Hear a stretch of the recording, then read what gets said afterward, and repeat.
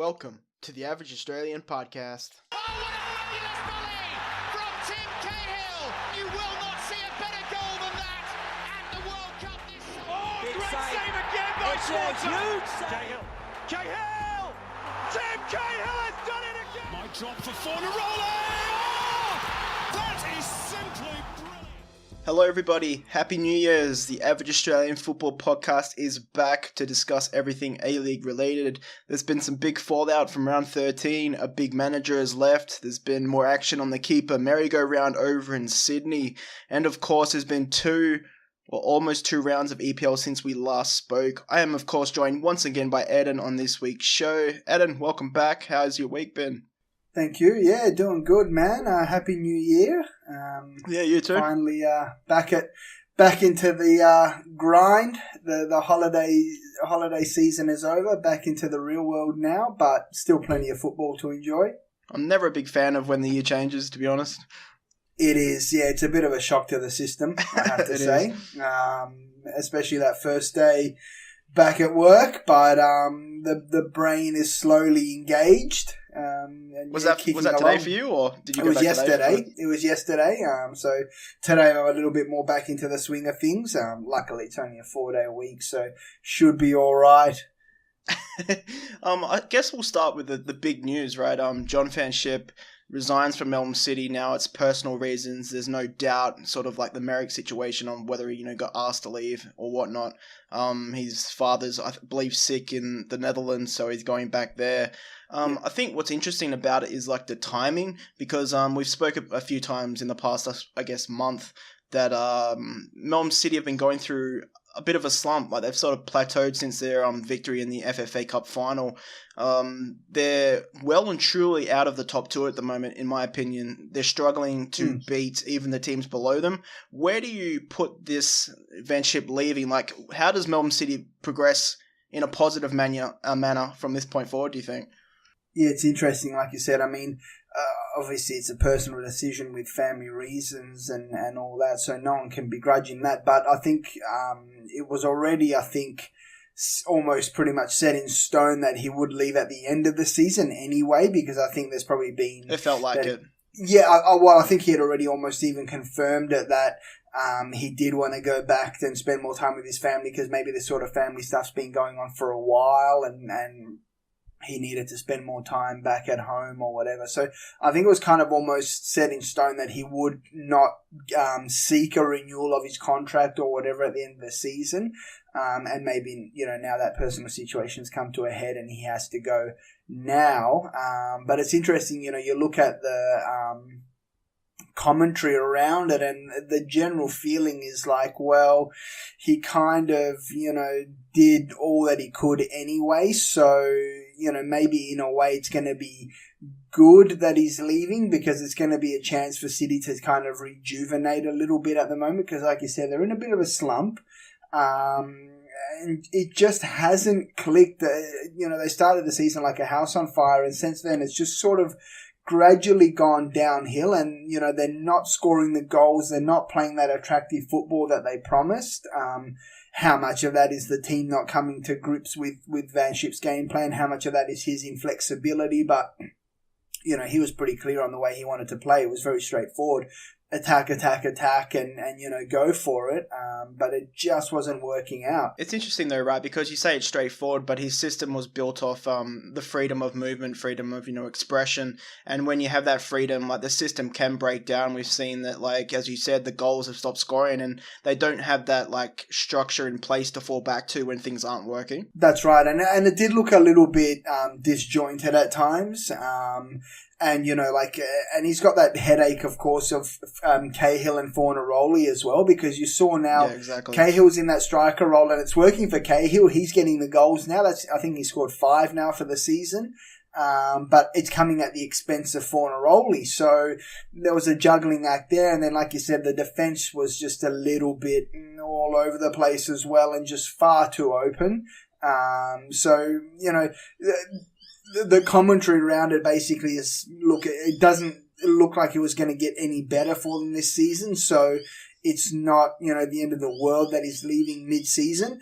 And personally, I think it's super exciting because this is the City group now, so it's just going to be fascinating to see who they're going to get, like are they going to go with an A-League experienced coach, or are they going to, dig into their network and bring someone over that's, a real big name overseas, maybe still a young coach or something like that, but someone, they got Vieira over at New York, is there going to be someone along those kind of lines? It's super exciting who they can get, because really they could get anyone in the world. Do you think they can get anyone right now, though? Because, it feels like internally is where the current resolution is going to come from, right? There's been rumours about Popovich going to Melbourne City. I can't see him leaving Wanderers mid-season, personally. Yeah. But we'll talk about Wellington in a minute, but, they've looked internal for their management going forward for the rest of the season. Do you see City doing the same? Because they've got that assistant manager that the fans really like, don't they? Yeah, Valkanis is, I think that obviously he's been appointed the interim manager, but I don't think City are the kind of organisation that are going to sit on their hands and let the interim manager ride it out for the rest of the season. I don't think. I think they've got a big network of connections, and it'll be interesting. I mean, like you said, it's mid-season, although, now's the time for sackings. Now's the time for clubs to clear house, so there could be an opening, but they've got the opportunity there. It's going to be interesting to see who they go for. Wellington, I think, are a little bit of a different prospect because they don't have the money, they don't have the connections, and to be frank, I don't think they've got the ambition that City Group have. Which is, we can talk a little bit more about that later when we look at Wellington. Do you agree with Mark Bosnich a bit? Do you think they have a place, a purpose in the A-League? Do you think, he was pretty critical, right? He said they offer nothing. Do you agree with that? Yeah. Yeah? Well, at the moment they do, and I think you got to give credit to Wellington because a few seasons ago when A-League teams were folding, you had Gold Coast United folded, North Queensland Fury folded, Brisbane Roar had to be bailed out by the FFA, Newcastle Jets had to be bailed out by the FFA, Glory were bailed out by the FFA. During that whole period of instability, the Phoenix were there and they were pretty competitive and they were doing a good job. So you got to give them credit for that, because at that point the A-League couldn't even sustain 9 Australian teams. It was falling apart. It really looked like the A-League was in crisis for a while there, maybe 3 or 4 seasons ago. It was the most unstable it's ever been. Yeah. And during that period, Phoenix were really solid. They didn't have financial issues. They were competitive on the park. So you got to give them credit for that. They held up their end of the bargain then. Now that it's going to a new level, they're getting left behind a little bit, and it is a bit disappointing because I think after Merrick left, they've appointed the 2 caretaker coaches, Chris Greenacre, I'm not sure who the other guy is, as co-managers for the rest of the season. That's a bit bizarre, right? That's bizarre. That's bizarre. Who co-managers? Has that? I don't know if that's ever happened before.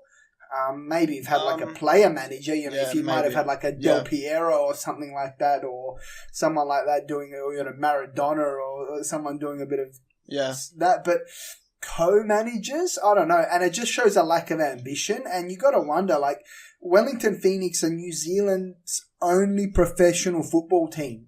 Why aren't they why isn't New Zealand pumping money into them? Why isn't New Zealand football, New Zealand government, the Wellington government, the tourism side, yeah, and not only that, but I mean, this is their only professional football team. You'd think the Football Federation of New Zealand would put money into them as this is their best team.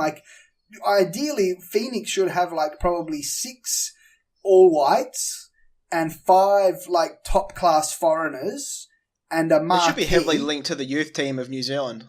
Definitely. Yeah, they should have the cream of the New Zealand players who aren't overseas, plus a good bunch of foreigners as well as a marquee. They're the only team in New Zealand, professional team.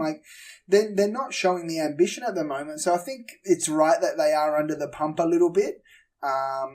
Then just not showing the desire or the ambition, and maybe they're playing cards a bit, in the sense that they're thinking, well, any season now could be our last, so there's no point investing millions into this and trying to build something. So it's a bit of a, double-edged sword. Like FFA needs to, sort out their position so that the Wellington Phoenix can actually feel confident about moving forward. But then the Phoenix need to hold up their end of the bargain and do something, And you look at the stadium they play in as well. It's too big. Like, it's not a rectangular stadium. It doesn't have atmosphere. It's just, all they need is like a little 10,000 seater somewhere and it'll be awesome. So they need to show a little bit more at this stage. And I think City are different there. Yeah, I was just going to say, you say they've been left behind, but like if you compare the teams, like their best 11 on paper, they're nowhere near the bottom of the league, in my opinion, in terms of quality. They've recruited quite well. So like where's the blame in there? Like is that just the management of the club? Like because they've changed manager, you've seen like the boost in performances, right? Like you can bring the Adelaide game into this. Like they drew 0-0 to Adelaide, which is, in my opinion, inexcusable. Yeah. And I think a little bit of that is, I think we discussed it last week, where you look at, I think there's just like a comfort factor. People, like players go over there and maybe inadvertently they just slack off a little bit because there's no pressure. There's no media pressure. They don't have a derby. They don't have another New Zealand team to push. They don't have like an Auckland team or something to push them. There's no derby. And so you've seen players like Barbarouses, who was a top player for Victory, and he's gone, and same with Finkler, 2 top players from Victory. They've gone there and they've just done nothing. Because it's been Roy Krishna, that's it. Like Krishna. And he's nine of their 13 goals he's had a hand in. He's amazing. He's amazing. And I think he's got, I guess, probably his own personal motivation that he wants to move on to bigger and better things. So he's really playing out of his skin. But, you got Bonavazzi here again, super talented player, hasn't done much at all. And I think it's just a little bit of a lack of ambition and a little bit of lack of drive for the players over there. And that kind of maybe goes to how the club is set up, from top to bottom, like everything is just, it's not clicking because, like you said, the players that are there should be doing way better. And yeah, they got a bit of a boost after Merrick left, but the fact that they're not in the top 6 is pathetic. I think this was the first game against Adelaide, the 0-0 draw, where they would be disappointed. I think like to get draws back after Merrick's departure is sort of like stabilising things. But at this point, to not beat Adelaide at home, to not score, it's hard to see where they've improved, really. Yeah, it's poor, and it's just been the story of their season that they can't score a goal. And to not be able to score against Adelaide, I think they'll be disappointed with that. To go back to Melbourne City, Central Coast Mariners scored 2 against them. In my opinion, probably should have won. They were unlucky with the penalty a little bit. They've had big problems with injuries, right? Fatai, however you want to pronounce it, went down, injured, hamstring again. He just came back, I think, 3 weeks ago. Yeah.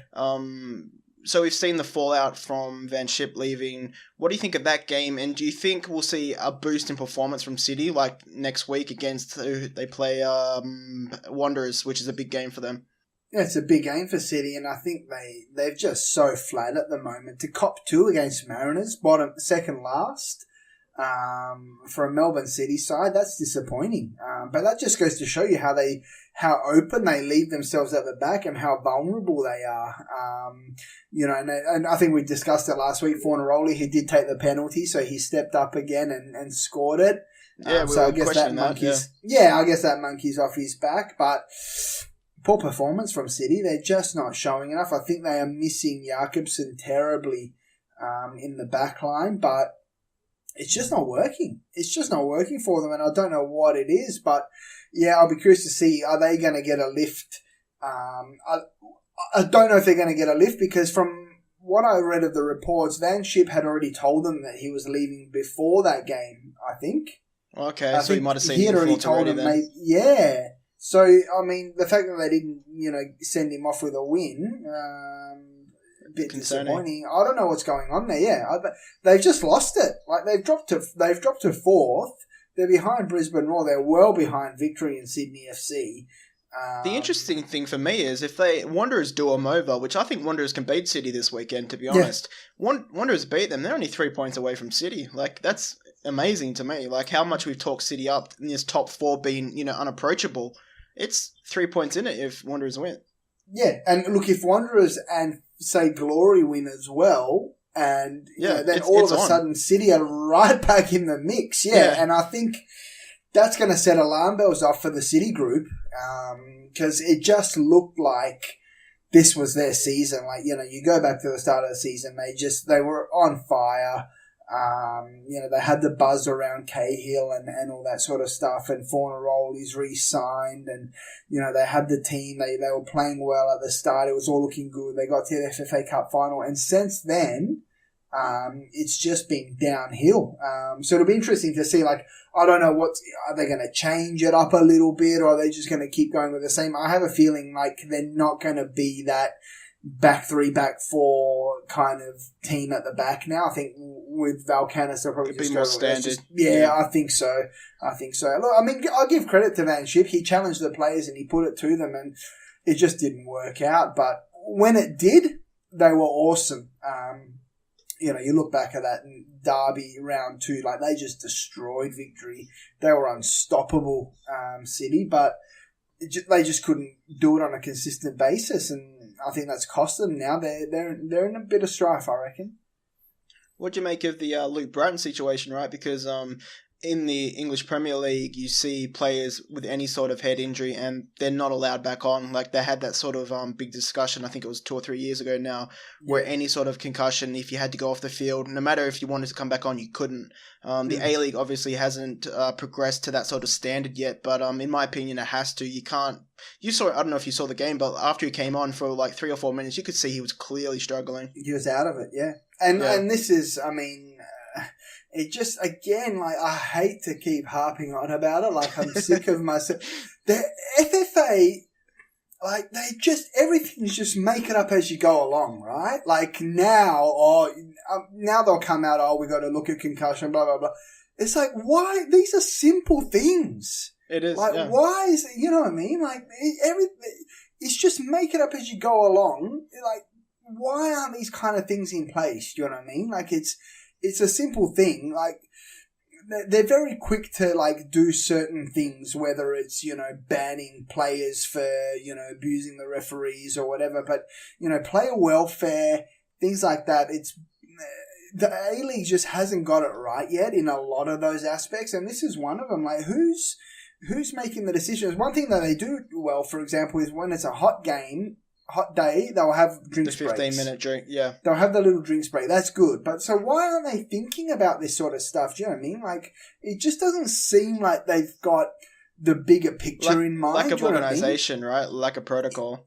It is. And, and it just seems to be like when they're fixated on one thing, everything else falls apart. And you saw that when Australia had the World Cup bid. It was all about the World Cup bid. Nothing else mattered. And I remember back in those times, the A-League clubs were really complaining because the A-League started faltering because no one was paying attention to it. It was all about the World Cup bid. Now it's like you could just tell it was all about the TV deal. That's all anybody cared about, and like all these little things just fell by the wayside. You know what I mean? And the A-League's got to get better at that sort of stuff. It's like you got to have these things. You got to have a system for these things. Like, it's not difficult. A player's been injured. He's got concussion. He can't come back on. He's going to come back on. He's going to do some more damage, whatever. The A-League's going to get sued. Like, you got to think about this sort of stuff. It's ridiculous. Were you impressed by the Mariners at all? Like, they play Sydney FC next weekend, which is obviously a much sterner test given the type of form Sydney are in. Even for Sydney, if you want to talk about them, like, for me, they obviously beat Brisbane 2-0. I think for me personally, it was the first game I said, okay, Sydney are like levels above the competition, because Brisbane weren't bad, but like their quality and their clinical, like in terms of being not clinical enough, they're just not anywhere near Sydney. They're too reliant on McLaren. And then you can sort of bring up question his own like individual ability, right? Because like there is question marks about his consistency, right? Like he'll score the goals he should score, but he doesn't go out and score ones you don't expect. That's right. So for me, Sydney levels above Brisbane. Do you have the same sort of opinion about the game? Or? Sydney are so good. Sydney are just so good at the moment. I mean, look, they're just steamrolling sides. And like I said, Brisbane Roar third. Brisbane Roar, they held City to a draw. They've been pretty good all season. They've been tough to beat. They've only lost scary twice. was they weren't bad against Sydney. It was just Sydney were clinical. That's right. Sydney are just, I don't know, there's just something about them this season. They are a cut above. They're just so good. And Alex Brosk, I mean, he is in career best form. He's an old timer now. He's been around for a long time. He's just cool under pressure, and he's just slotting goals. He's putting Bobo to shame. He is, yeah. And then you've got Ninkovic. I mean, he's just gone to another level as well. And, the interesting thing about Ninkovic, and that the commentators sort of keep repeating, is during the off-season there was $1 million, at least $1 million bid for him from, I think, Qatar or UAE. Oh, wow. Yeah. Maybe even more, $1 million, $1.5 million, a big bid for Ninkovic. And Sydney FC shut it down. And Ninkovic was pretty disappointed about it. He was pretty cut up about it because he really wanted to go. I mean, who wouldn't? The money's just huge. And so they were a little bit worried about how he would bounce back after Sydney denied the transfer. But he's just taken his game to a whole new level. He is just amazing. Him, Brosk. I think it's going to be interesting because Yeoman's gone. Matt Yeoman, German, he's gone. How big a loss do you think he is? It's big because their defense it all starts from their defense. They've conceded only 5 goals for the season. It's crazy, it all starts from the back line for them. They are just, you can't score against them. They don't let anything through. And he's been quite good for them. And there's talk about Grant might be going to perhaps a Belgian side as well. So there could be some raids on Sydney players. This is the victim of being successful, isn't it? It is, and it's the victim of the A-League having the salary cap that, they can't just bump up these guys' salary a little bit and keep them for the rest of the season, do you know what I mean? And at the end of the day, if their contract's going to expire at the end of the season, well, you might as well try and get a little bit of a transfer fee from them or something like that. So it's one of the perils of the A-League. So it's going to be interesting if their defense gets cut up a little bit with transfers. But man, Sydney are just they're so good at the moment. The only question mark is with the A-League, it comes down to finals. And Sydney FC are showing the consistency to win the league over the long run because they're just so hard to break down and beat. But you saw against City in the FFA Cup final, they couldn't score and they copped one, and that was the difference. So come finals time, a team like Victory is in the box seat, I think. Yeah, I could see them easily being favourites in a finals format, yeah. They're just red.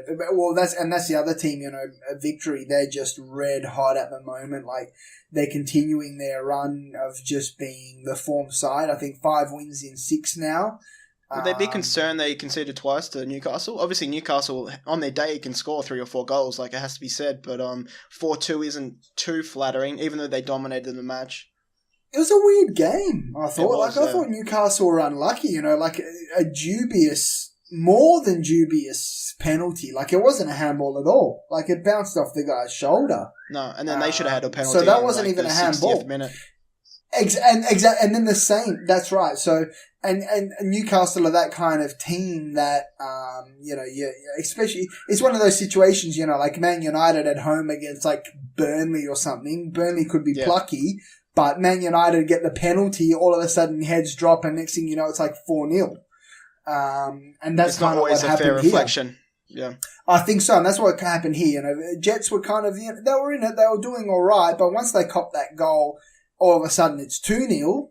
And they did all right to get back in it, but Melbourne were just too good in the end, and they're just red hot as well. They've played a game less than Sydney, but they've only scored 1 goal less. They've copped a lot more, but man, they're good as well. Victory. I mean, I think it's pretty clear now. They're far and away the top 2 sides. It feels like Troisi's having a player of the month sort of form at the moment, right? The last 3 games, he's been probably man of the match. He's been really good all season. He just hasn't scored. He's had a lot of shots. People have been questioning why he hasn't scored, but look at the team he's in. He got. It was his first goal this week, I think, actually. Yeah, that's right. So people were questioning that, but I think you got to look at the side you're in, and Victory are that kind of team where the off the ball work and things like that are quite important as well. It doesn't really matter who scores the goal for them so much. So I think he's been quite good all season. Kalfalar's getting a lot better. Berisha, he's still hit and miss, but he's there or thereabouts. He gets involved. and Rojas is just on another level as well. So, I mean, it's looking like the Sydney FC Melbourne Victory Grand Final now. I can't see any of the other sides getting even close. No, yeah, me neither. I think those top two are clearly the teams to beat. Just to back on Sydney quickly, is there any surprise about Redmond going from Wanderers to Sydney? Like, it's hard to know if that was part of the deal, right? Like, the keeper going the other way. Yeah, I don't know. I think Graham Arnold's probably just being smart and getting another backup. And maybe he sees the potential in Redmayne, whereas for whatever reason, it just hasn't worked out with Wanderers. And I think that's the interesting thing about Wanderers. You look at Popovic he's been praised and he's a pretty good manager. I mean, Wanderers have been up there for, pretty much since their inception, but he seems to put a lot of players offside. It's one of those situations where, like, either you fit into the Wanderers team and Popovic's mentality and all this sort of stuff, or you're just on the outer from the get-go. Yeah. Yeah. And I don't know if that's sometimes a bad reflection on him and it's not a reflection on the player. Like, you look at a guy like Bullitt, it didn't work out for whatever reason, and all of a sudden he's frozen out. Maybe a different manager would have maybe been able to get something out of Bullitt. Maybe that's where Graham Arnold's seeing he can get something out of Redmayne, because it just, with Popovic, either you're in or you're out. And that's a pretty tough position to be in sometimes. But look, I think that, the fans didn't really rate Redmayne either, and the keeping was a problem for them. Sydney FC had Vukovic anyway, so it was strange because he came in, right? He was the first choice at the start of the season, made those like key errors, then sort of like got out of the team, but then he sort of came back in, right? Like 3 or 4 weeks ago, he was in for like 2 weeks, I'm pretty sure, right? And then he had to come back transferred. In, yeah. So it's kind of strange that he's. It is strange, and I think it's a weak spot for the Wanderers, and they know it. But when you're relying on this guy to be your keeper, you got to sort of protect your players. And I think Wanderers maybe let him down a little bit there, and just let the pressure heap on him. And all of a sudden, he's under the pump, he's lacking confidence, and the goals are leaking. They've copped 23 goals for the season now. It's not a good position to be in. And at the same time, 8 draws as well. Like, they're not terrible, the Wanderers. They just can't win. They just can't get it over the line, and happened again against the Glory now. So, who are back in the top 6, by the way. Yeah, they're the two teams that they frustrate me the most, right? Because like they're the two teams that seem to have quite a few opportunities and matches to go out and win. Perth Glory, in attacking sense, are very strong. The Wanderers, like against the Glory specifically, dominated the possession, had more shots, but they just don't seem to create that clear-cut chance, right? Like, no matter like how much they have the ball, like they seem to be missing that striker, which is obvious, right? But only having that one recognised striker is like playing havoc on their team. And well, that and their defending is just terrible. I mean, Perth Glory have copped 27 goals for the season. Only the Mariners have conceded more, and that's 28.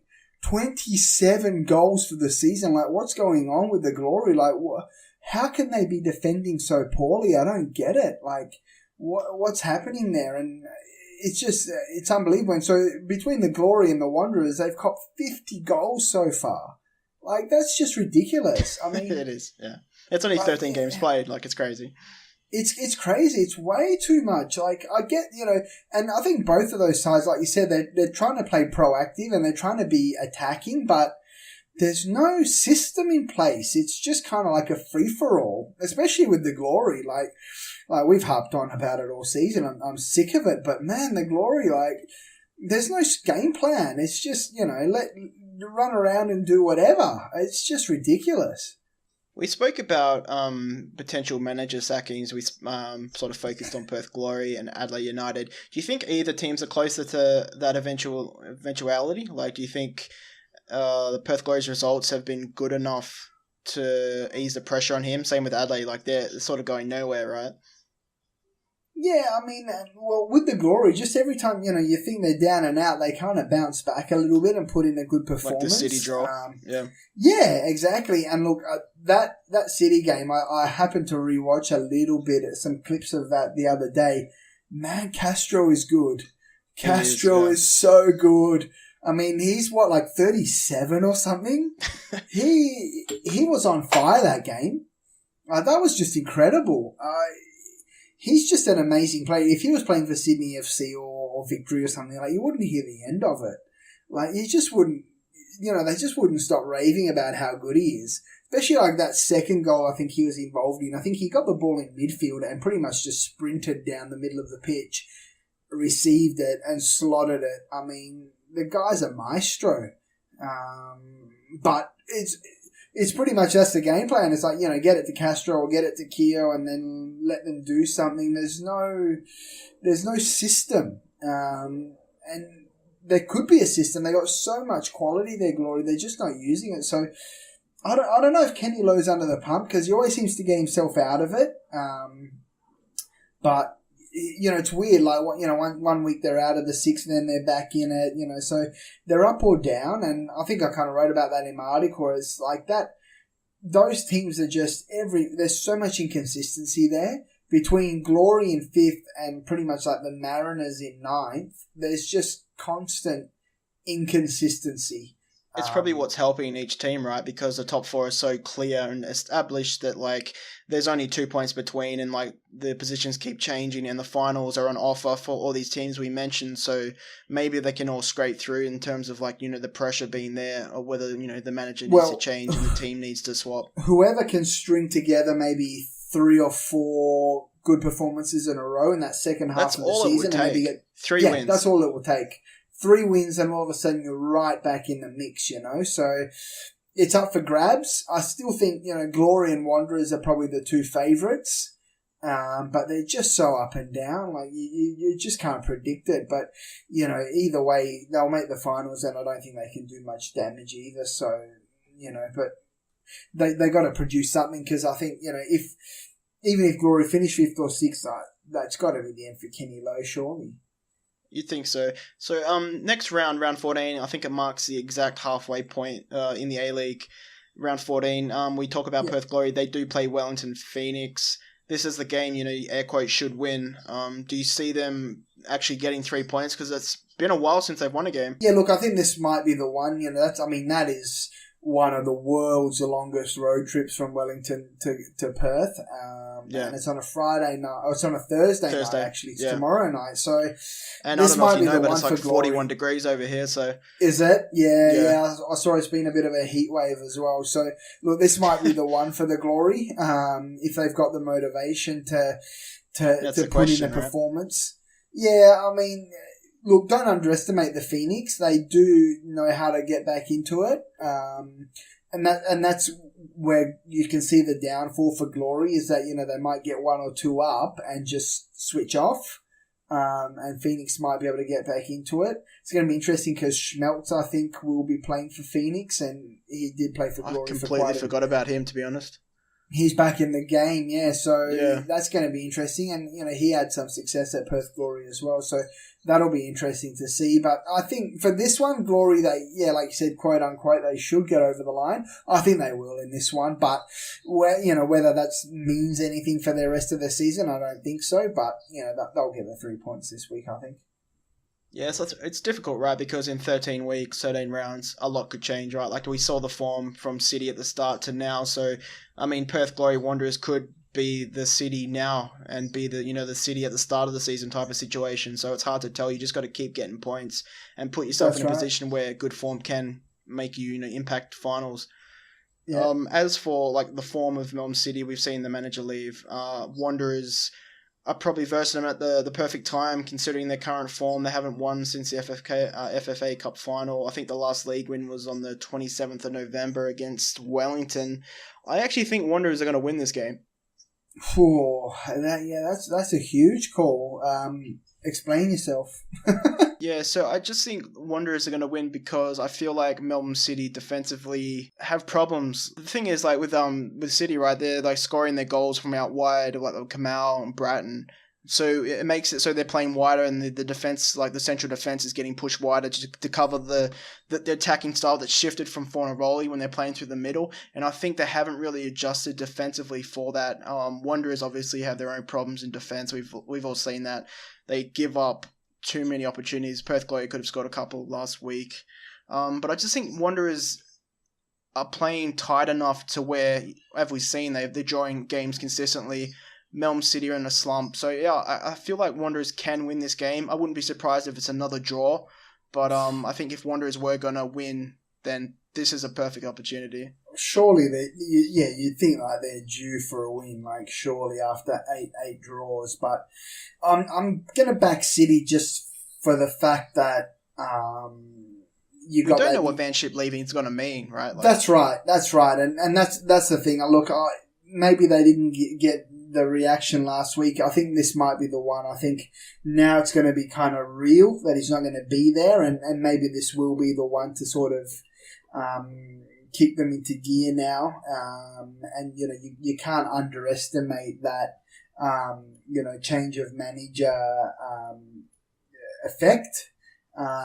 So look, I do like the chances for City. I think this is the one that they kind of turn it around. I don't think it'll be pretty, but I think they might just scrape through with the win. But again, it won't be convincing for me or for many people, I think, to say that they're back in the frame for the title. But I think they'll get over the line. Wanderers as well, they're just a little bit too wobbly for me. As a club, still as only a whole, won 2 games, right, this season.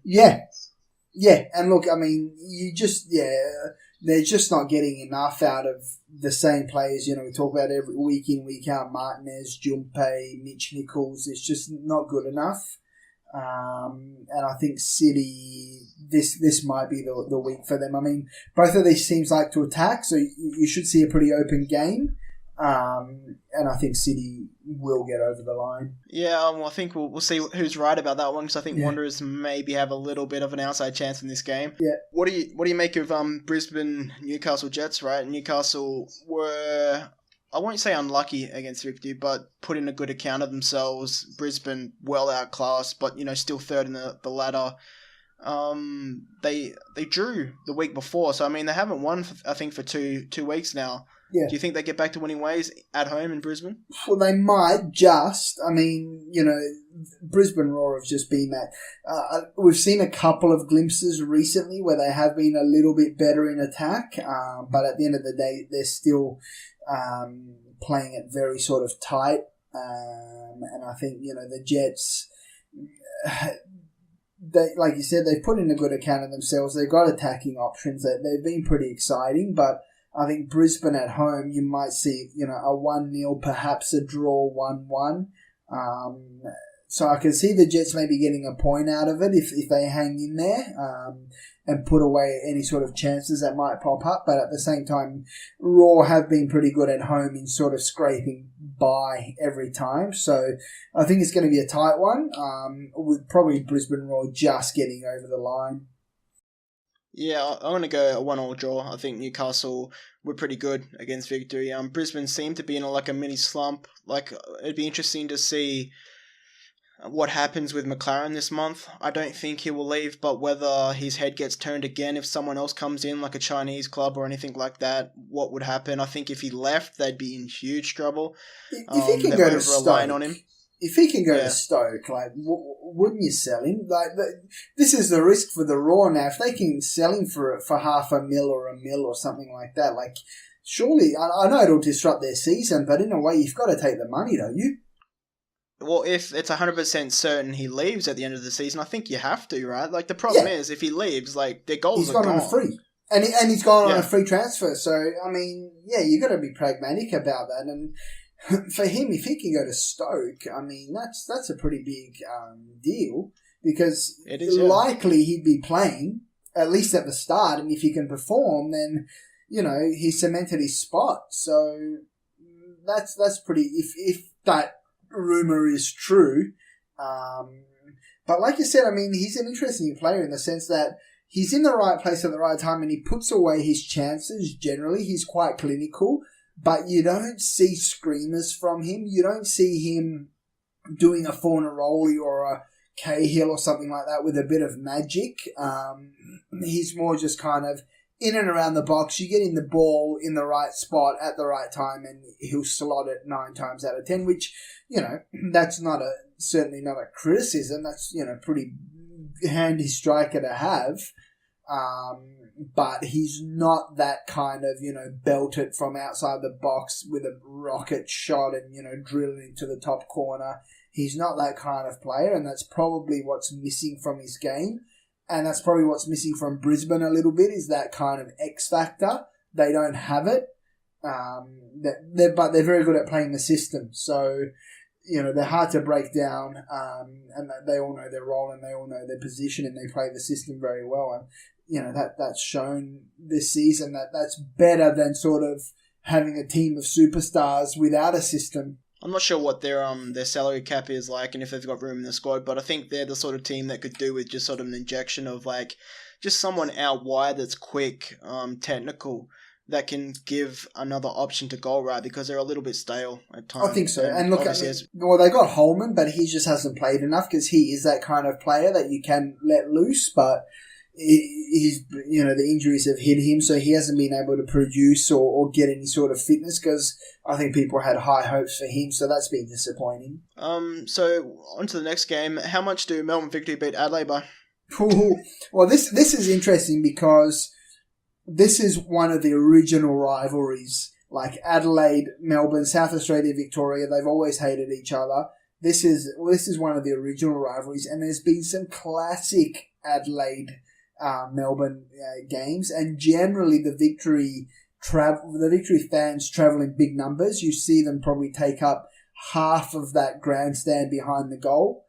So they do send like a couple of thousand down there usually, and there's been some absolute belters, and it usually gets pretty heated. And this one could get quite nasty because, like I said, I think Victory might put them to the sword here.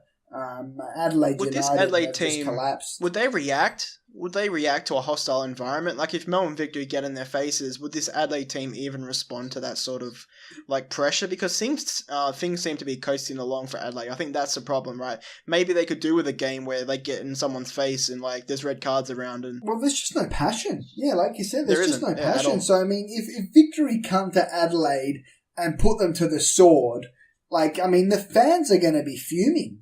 I mean, that's the end of the world. That's Adelaide's biggest rival is Victory. And surely, if they can't evoke any passion or any fight out of this, their season is well and truly over. I think it already is anyway. They're just not there anymore mentally. I don't think. I've given up even. And you see that now. The news isn't is Adelaide in crisis or whatever? It's almost people have just given up on them. They're just they are in crisis. It's all over. Not even bother. It's not even newsworthy anymore that Adelaide are playing terribly. It's all tepid, right? That's the worst thing. Everyone's just accepted that this is the situation. Yeah.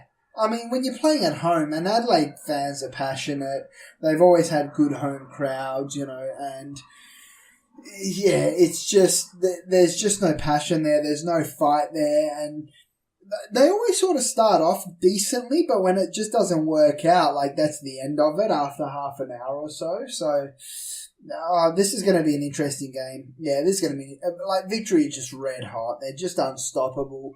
And you would think they could go to Adelaide and beat them 3-0. And look, if that happens, it's going to be interesting, because if that happens, how's the crowd going to react? Because it'll be a sellout probably, you would think, and there'll be a lot of Victory fans there. If Adelaide get put to the sword and get carved up, what's going to happen? This could be the round something changes, couldn't it? Yeah, I mean, I'm sure they love them more, but is this the round that they turn on him and turn on the players and the fans, and really start giving it to them? If there isn't that fight, which, we haven't seen much this season. So I think this is the match of the round for me, probably with Melbourne City and the Wanderers. But I think Victory are going to destroy them, 3-0 at least. I think so, yeah. It's on the Saturday night, 7:50 p.m. Eastern Standard Time, daylight saving. I mean, what about, we sort of briefly mentioned this game, the Mariners playing Sydney FC, drew 2-2 City. It's just impossible to see Sydney dropping points, right? it's very difficult to see how even victory in their form, how anyone catches them in the league, like during the regular season. They're just too good. I mean, look, Yeah. the Mariners have been plucky at times, and there have been some epic Mariners Sydney FC games in the past as well. But could the Mariners get a point out of this? Maybe.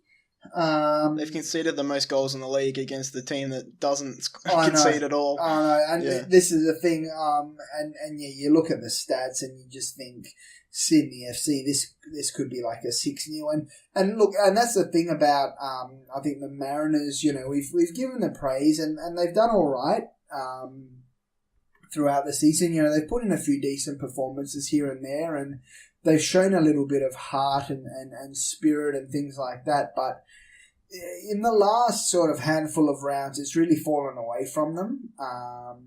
And so, like you said, I mean, on the face of things, Sydney FC should probably win this about 6-0.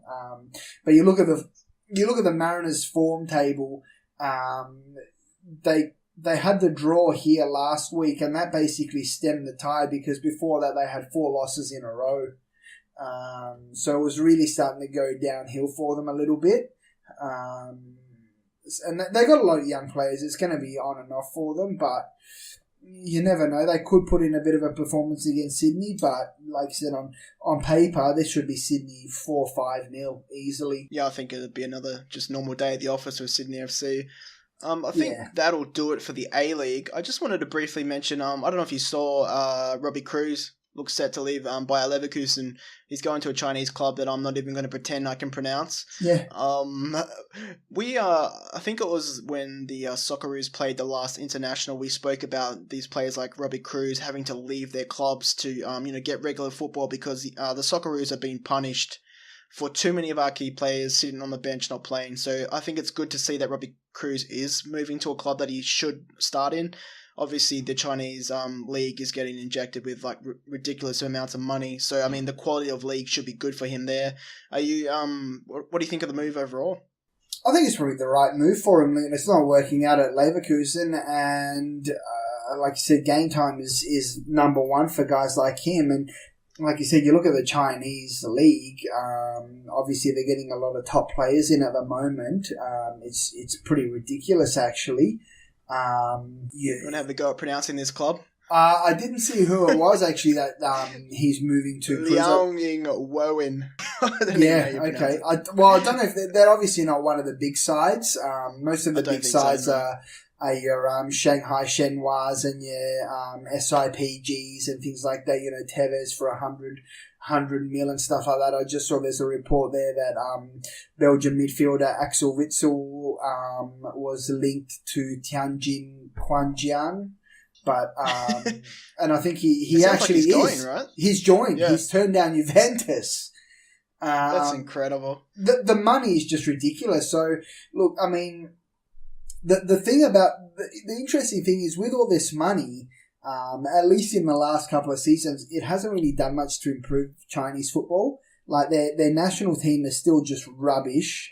Never, can't get out of the qualifying stages of the World Cup. And the league hasn't really been that good either. But, they just keep taking it to another level. At some point, you would think, like, surely it's going to fall into place. And the Chinese league's actually going to become like a top league. It can't hurt for guys like Robbie Cruz to be there. But then the other interesting thing there with the news about the Chinese league was that the Chinese association, I guess, was looking at reducing the number of foreign players from 4 to 3 and limiting the influx of these foreigners because I think they've realised, they're getting all these big name foreigners in, but their number one priority is probably really their national team, and their national team is just rubbish. And, it's great to have Tevez in the league and stuff, but it's not improving their national team, and they need to promote more local players. So it's interesting to see that they're actually trying to stem the tide of these players. But, when a guy like Witzel's going to get, 25 million a season in China. That's just ridiculous, you know what I mean? So for Robbie That's Cruz, a big thing, right? if they Because, want you, yeah, go ahead. I was going to say, if they want you, and if you're Robbie Cruz and they want a Chinese team want you, like you'd be mad not to go. Surely. Oh yeah, for sure. It's the same with Oscar and Alex Witzel, right? They're not old players; like they're gone in prime years. So I mean, it's a big shift for the Chinese league to see these players go in their prime. Well, and I think they've just realised they just got to throw the money at them. I mean, that's the end of the simple story. At the end of the day, not everybody's going to move. Some players won't because they still want to play at that top level or whatever. But for a lot of players, at the end of the day, it's money. And once the league starts getting better, and all of a sudden you're coming up against other high profile players, and the league gets stronger, then all of a sudden it's not so bad to go. So. It's that stigma that needs to be dismantled, right? Because even the MLS has that stigma. I forget, I think it was the Italian coach said that he wouldn't pick anyone from the MLS. So I guess we'll see if the Chinese league can remove that sort of association to its league. Like it's not just, money grub people playing in a league that no one cares about type of thing. Well, and they need to improve the league a little bit, I think. And there is that challenge. And then, of course, the other challenge is, you're playing in Asia all of a sudden, so the travel's more difficult and stuff like that as well. So it's going to be interesting. But I think it's good for Australian football because, maybe these kind of players can play a few seasons in China. Maybe then they want to come to Australia. Some Aussie players can go to China and get good experience there. You've got the Asian Champions League. So, these kind of teams, the team, I think, is Shanghai Shenhua with Oscar. They're going to be coming down to Western Sydney to play in the Champions League. I think that's awesome as well. So, I think it's generally good for Australian football as well. It'll be interesting to see what other transfers come through because I don't think it's over yet. I think we're going to see more big transfers to China, I think, definitely. Yeah, I think one league that's going to be influenced heavily by China is the EPL. Yeah. You see players like Alexis get, linked to a Chinese league for like 500,000 a week. Like, it's difficult to imagine, like, as a player, that you've got a limited career in football. Like, it must be very tempting. Like, obviously there's the debate between money and competition. But if you're getting 500,000 a week, like that must be like, in terms of your future, must be so tempting. Of course. And look, I mean, I know Wenger wasn't one of the ones who did that, but I love to see Wenger just having a whinge about China. Like it seems like every few weeks.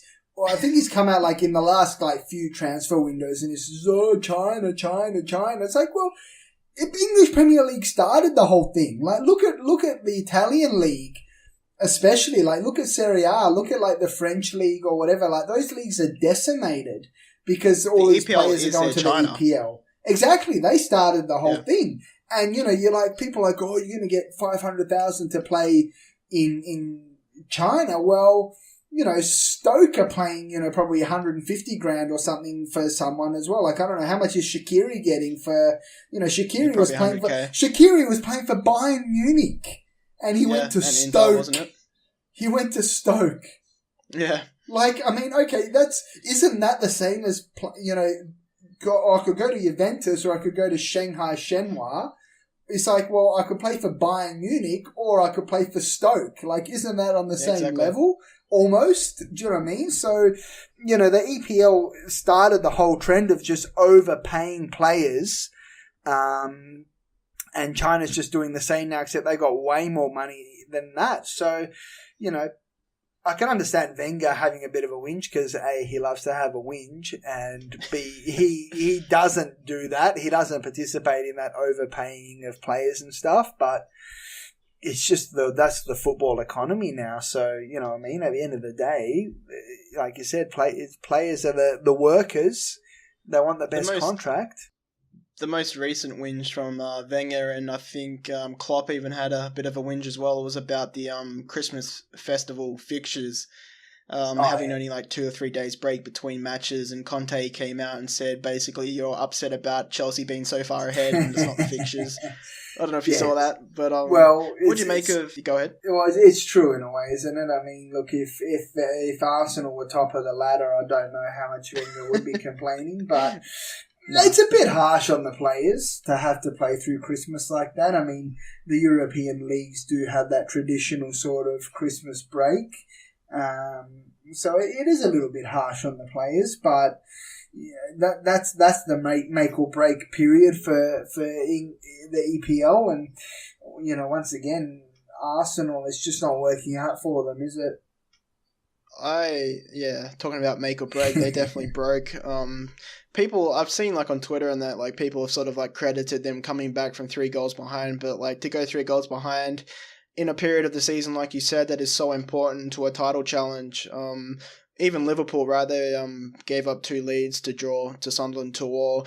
Both Liverpool and both Liverpool and Arsenal had a chance to add pressure to Chelsea as they go and play Spurs tomorrow morning, Thursday morning, and they've both failed to do that. So Chelsea go into this game with complete confidence that any win would almost put them out of reach. It's just so disappointing from a neutral standpoint to see that both teams couldn't put that pressure on in this busy period of the season.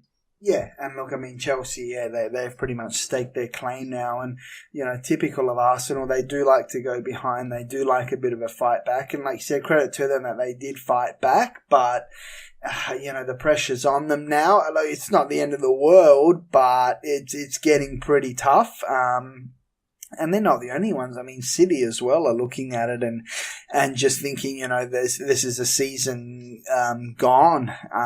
So, I mean, what can you do? But it's just typical for Arsenal. They just don't put in those performances against Bournemouth. Are a decent side, but They are, yeah. Arsenal should have really put them away there. Look, for Liverpool, it's not the end of the world.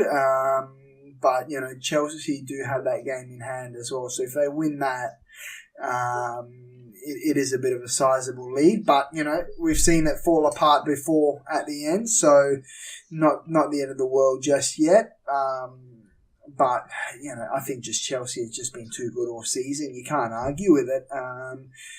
People were sceptical at the beginning, but it's just come together for them now. And I think it's a bad reflection on Mourinho, really, isn't it? Yeah, it is. What do you make of actually Mourinho? Did you see the whole Mike Dean fallout from the West Ham game?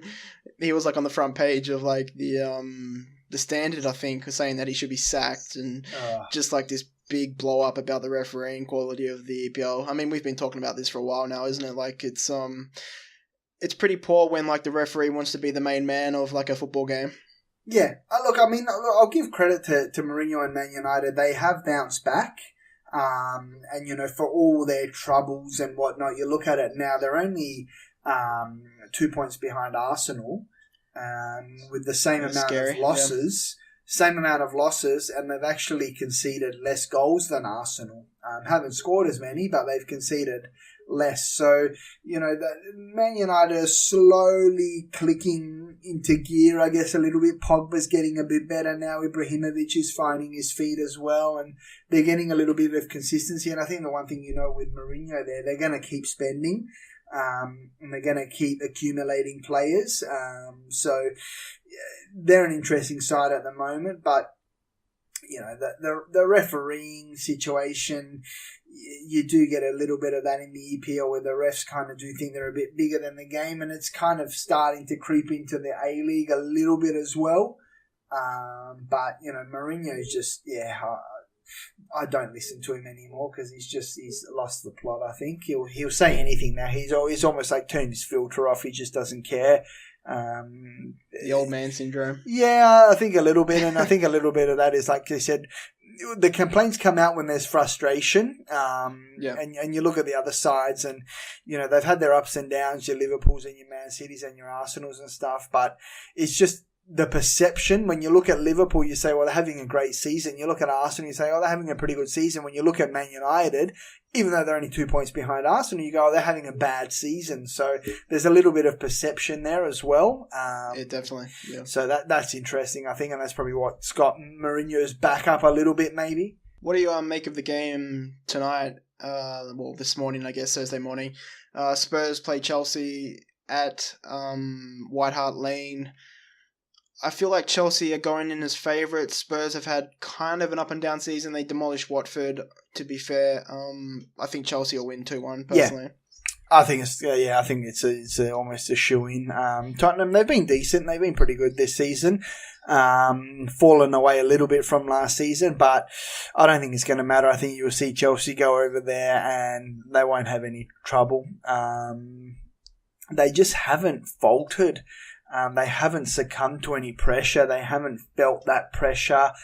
You haven't seen any nerves from them or anything like that. It's just been strong performances from them throughout. So, you could say on the face of it, it's a big game. And obviously if they do lose, it does kind of bring them back into the pack a little bit. But I don't think they'll have any issues against Tottenham. Yeah, I think they're pretty comfortable favourites in this game. I guess the only real other big EPL news is that Swansea sacked their manager. They brought in the Bayern Munich assistant manager, Paul Clement, who looks to be a good addition for me. And last night, early this morning, Hull City parted ways with their manager, I think only after 8 or 12 games. Yeah. So, I mean, the prospect of being in the English Premier League is worth $100 million now just to stay in the league. So, I mean, owners are very quick to change managers if it's not working because, the negativity behind falling back into the championship is just huge financially. Yeah, and look, I mean, Swansea, they haven't been good all season. Hull are gone, I think. I think for Hull it's too late. Gone, yeah. Swansea, I think Swansea may creep out of it, potentially, but I think Hull are gone. Yeah, I mean, look, they're in the mix. Palace are only just a point ahead. Middlesbrough is still just there. And look, don't forget Leicester, they're still there or thereabouts as well. But, now's the time. You've still got a little bit of time left to turn it around. But I think Swansea are in a bit of trouble and they're probably going to go down again. What's interesting that I think it looks like Newcastle will be back up by the looks of things. They will. Rafa, that's going to be interesting to have them back in the EPL next season. But I think at least at this stage, probably at least Hull are certainties. I feel like it. Yeah. The other two sides, they've got a chance to turn it around. So, you got to sack the coach. You got to sack the coach. No, you're not getting the results. You're out of there. That's the EPL for you. Yeah, that's the nature of the business. Is there anything you want to talk about in terms of transfer rumors? It's obviously early January, so we haven't heard too much about any coming or goings. I've got one prediction. Arsenal will get no one. They'll be linked. They'll be linked with dozens of players. Dozens. Every name will pop up. Oh, I'd love to play for Arsenal. Oh, big name signing. They'll get zero. Guaranteed. Yeah. I think they're bringing in some 17-year-old left back who's apparently Olympic sprinter type of speed, but in terms of actual EPL quality, I don't see them. That sounds like a Wenger. Wenger's going to turn him into a striker or something, is it? They're looking for a left-footed Bellerin, I think. Yeah, that's what's happening. Yeah, that sounds like an Arsenal transfer right there. We've got an Olympic hurdler. He's great. Wenger's going to turn him into a striker. He kicked a football once when he was 7. Yeah, but he speaks fluent French. He's just brilliant. He's going to slot right in. He'll play about 3 minutes. Class in economics. Yeah. Yeah, that's. I think that's a shoo-in. I think Man United will spend big. I think so, yeah. They're the other end of the spectrum. They don't even care who it is. Are you a big name? Can we throw hundreds of millions of dollars at you? Will you come? Sweet. Let's just sign them up. They're going, how it was when Mourinho was at Chelsea pretty much. They'll just have everyone.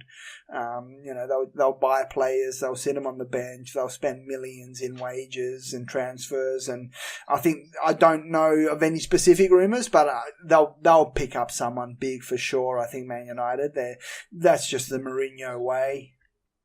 I think as a neutral, I'm interested to see what Liverpool do with Klopp, because I think they can bring someone in. I'm just curious about the position, right? They don't really have that key EPL quality striker, in terms of Aguero or Alexis. So they're playing Origi. Sturridge is sort of struggling to get into the team. Haven't replaced Suarez, obviously. So I wonder if he does anything.